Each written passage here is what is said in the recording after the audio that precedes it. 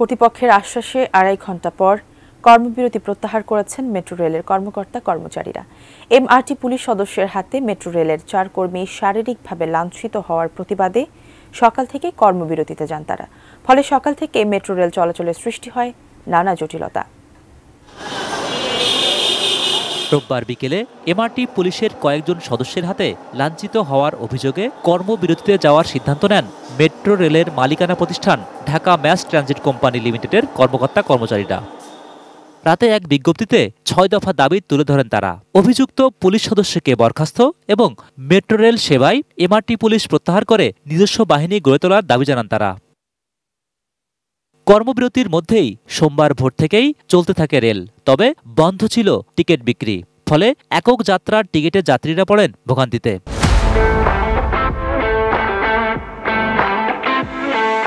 Computer সব বন্ধ।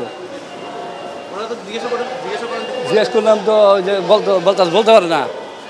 দেখলাম 3টা মেশিনে কিনা আমাদের এরর চলে না কোনোটাই। যাবো আপনার আগারগাঁও যাবো 5 ফুট বেশি, কিন্তু এদের এখানে এসে দেখতেছি এদের মেশিন পাবো। কিছু সময় পরে টিকিট ছাড়াই যাতায়াতের জন্য সকল গেট উন্মুক্ত করা হয়। এতে বিভ্রান্তিতে পড়েন যাত্রীরা।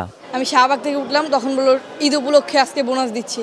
তখন আমি উঠলাম আর এই জায়গায় আসলাম, যারা টিকিট দিয়েছে তারা কার্ড দেখাচ্ছে, আমার কার্ড নেই, আমাকে দিক দিয়ে আসতে দিয়েছে। মিরপুর পল্লবী থেকে উঠেছি, উঠার পর এখানে এসে পাঞ্চ করলাম, কিন্তু আমি বুঝতে পারলাম না আমারটা কার্ড পাঞ্চ হয়েছে কিনা। ঊর্ধ্বতন কর্তৃপক্ষের আশ্বাসে সকাল 10টার পরে কর্মবিরতি প্রত্যাহার করেন ডিএমটিসিএল কর্মকর্তা-কর্মচারীরা। স্বাভাবিক হয়ে আসে চলাচল।